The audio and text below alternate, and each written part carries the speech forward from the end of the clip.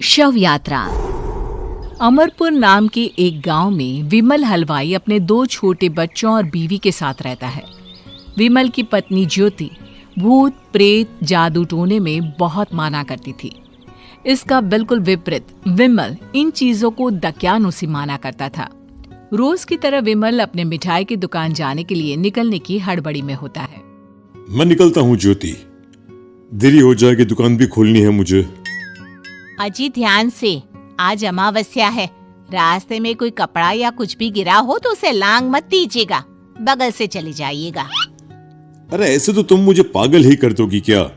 हाँ, मैं नीचे देखकर चलूं कि सामने से कोई गाड़ी घोड़ा आकर मेरे ऊपर से चला जाए? दोनों हालत में तो मेरी ही मौत है। अरे क्यों सुबह सुबह इतनी अपसुगनी बातें कह रहे हो जी? मेरे गांव में तो ऐसा आंखों के सामने होता हुआ देखा है मैंने, इसीलिए कहती हूँ, वरना मुझे क्या, पड़ोसी को तो नहीं कहना चाहती मैं। पति हैं आप मेरे, इसलिए बोल रही हूँ। विमल अपनी मिठाई की दुकान चला जाता है। दुकान पर पहले से ही ग्राहकों की लंबी लाइन लगी हुई थी। ये लो, वहाँ ज्योति अमावस्या को लेकर परेशान है और आज तो हमेशा से ज्यादा ही लंबी लाइन लगी पड़ी है। अच्छी खासी बिक्री होगी आज। विमल दुकान खोलता है। एक के बाद एक ग्राहक उसकी दुकान पर मिठाई ले रहे होते हैं। तभी गांव की एक बूढ़ी औरत विमल से कहती है, जिस तेजी से बिक्री हो रही है, कहीं किसी की नजर ना लग जाए, नींबू मिर्ची टांग ले।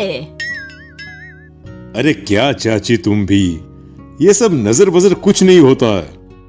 कैसे लोग हैं मेरे आसपास। अपनी दुकान से शाम को विमल हंसते कूदते वापस घर आता है। हाँ, आज तो अच्छी खासी बिक्री हुई है। एक महीने में जितनी बिक्री होती है, एक ही दिन में आज उतने पैसे कमा लिए मैंने। ये तो बहुत अच्छा हुआ जी, आज ही घर की नजर उतारी है मैंने। बिक्री तो अच्छी होनी ही थी। अच्छा, तुम खाना लगा दो, सारा माल बिक चुका है। मुझे शहर जाना होगा, कुछ चीजों की जरूरत पड़ेगी। रात भर मिठाई बनाऊंगा, तब जाकर कल सुबह दुकान खोल पाऊंगा। खाना खाकर विमल शहर जाने के लिए निकल पड़ता है। सुनिए जी, ध्यान से जाइएगा। चौरस्ते पर किसी जादू टोने की चीज पर पैर मत रख दीजिएगा। हे भगवान, हद हो गई ज्योति, ये तो मैं जा रहा हूं। विमल गुस्से से शहर जाने निकल पड़ता है। रात का काला घना अंधेरा, चांद की एक भी किरण ना होने के कारण अंधेरे में कुछ भी देख पाना मुश्किल था। जंगल के बीच के एक अधकच्चे रास्ते से विमल जा रहा होता है।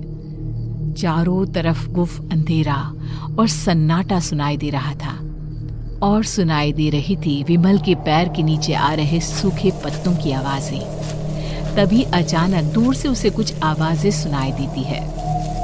अरे, ये इतनी रात को जंगल के रास्ते कौन जा रहा है? शायद कोई टोली होगी।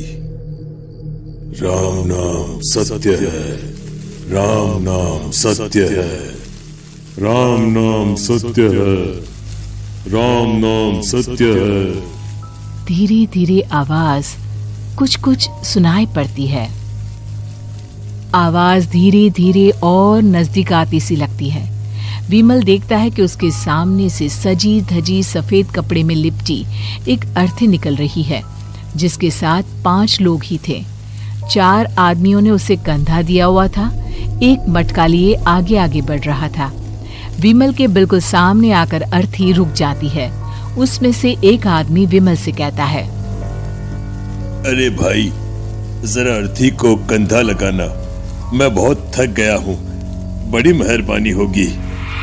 हाँ भाई, कंधा तो मैं लगा दूं, पर रात को 12 बजे ये शव यात्रा, इस समय कौन अर्थी ले जाता है? तभी विमल को ऐसा लगता है कि शव में से आवाज आई,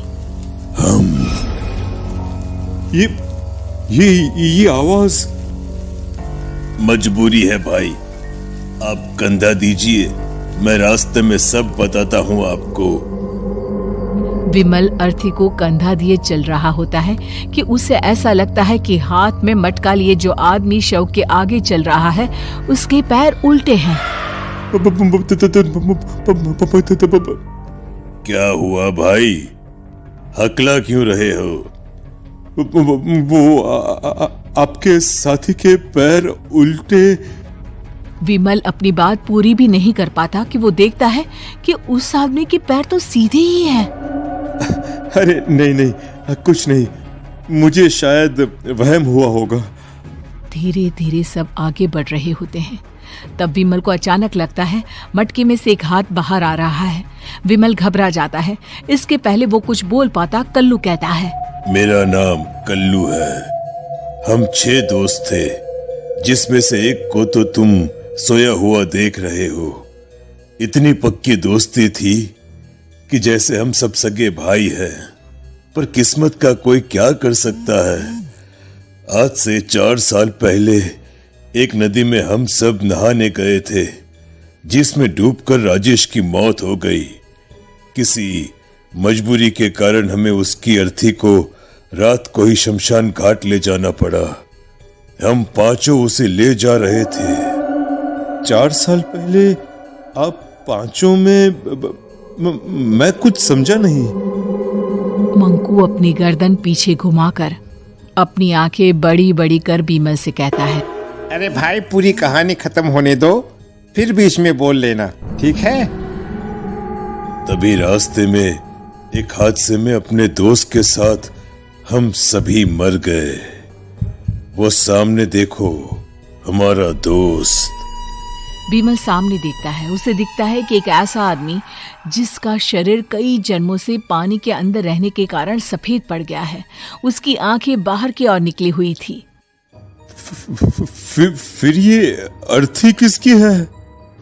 अर्थी के साथ के लोग अर्थी को नीचे रखते हुए एक साथ विमल की ओर देखते हुए कहते हैं, तुम खुद ही देख लो। विमल शव पर से सफेद कपड़ा हटाता है। शव की जगह खुद को ही देखकर विमल के होश उड़ जाते हैं। वो शव विमल की ही थी। पलक झपकते ही विमल उस अर्थी की जगह पर होता है। 6 के 6 दोस्त उसी तरह अर्थी को उठाकर चलने लग जाते हैं। राम नाम सत्य है। राम नाम सत्य है। राम नाम सत्य है।